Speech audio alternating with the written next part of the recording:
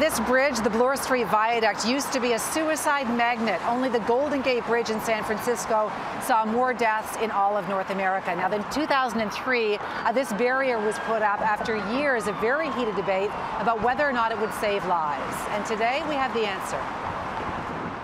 When I stood on the edge of a bridge, that never even entered my mind. Nobody had even talked about the possibility that my suicide could be prevented, that my attempt could be prevented. Mark's life was saved by a stranger, but the mental health advocate says a barrier would have also given him pause. I was growing up in a small town where we never had, especially at that time, any discussion of suicide prevention barriers or fences or signs or phones or any of this stuff that we now know is best practice to have near bridges. The construction of this suicide barrier back in 2003 followed years of outrage and derision over fears the $6 million cost was a waste of money, that desperate people would just find another bridge to end their lives. And a study done by this Sunnybrook researcher back in 2010, 7 years after the barrier was built, appeared to back up that fear. There was clearly an uptick in suicide deaths at other bridges in the city in just the few years right after the barrier was put up. Dr. Mark Senior has just now published a new study looking at 11 years of coroner's reports and has found a very different outcome, that over the long term, deaths by bridge suicides have decreased across the city since the barrier was put up. So why the initial increase at other bridges? There was a media effect. In fact, there were many news articles that had happened just before the barrier was put up, many of them talking about negative things, that people will die in other ways, that the barrier is a waste of money. And in fact, the worry is that that had a chilling effect on at least some vulnerable individuals and might have influenced their behavior. A number of years ago, the Toronto Board of Health came out with a study that found 220 people die by suicide every year in this city, most of those from hanging, falling from heights, or overdoses.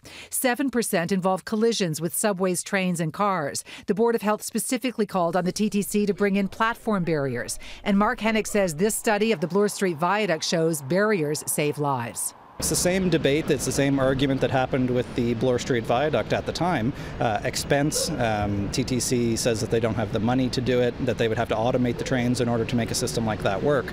But in the long run, in terms of both saving of human life as well as saving of time and expense and the efficiency of the system, it's the right investment to make.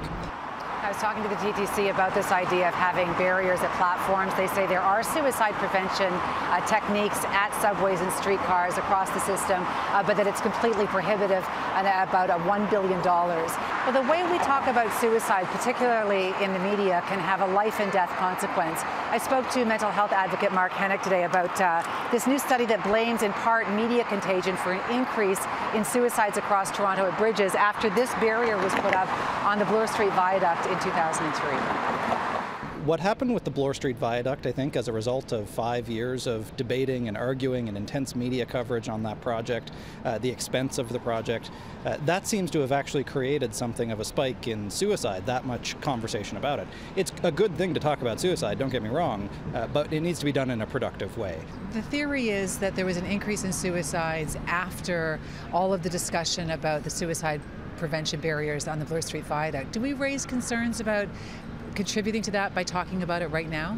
I don't think so, because there's a right way and a wrong way to talk about suicide. For example, without sensationalizing, without glorifying or making it seem like a viable option. Suicide's not a viable option. More than 90% of suicides in Canada, there's a pre-existing mental health condition at the time of their death.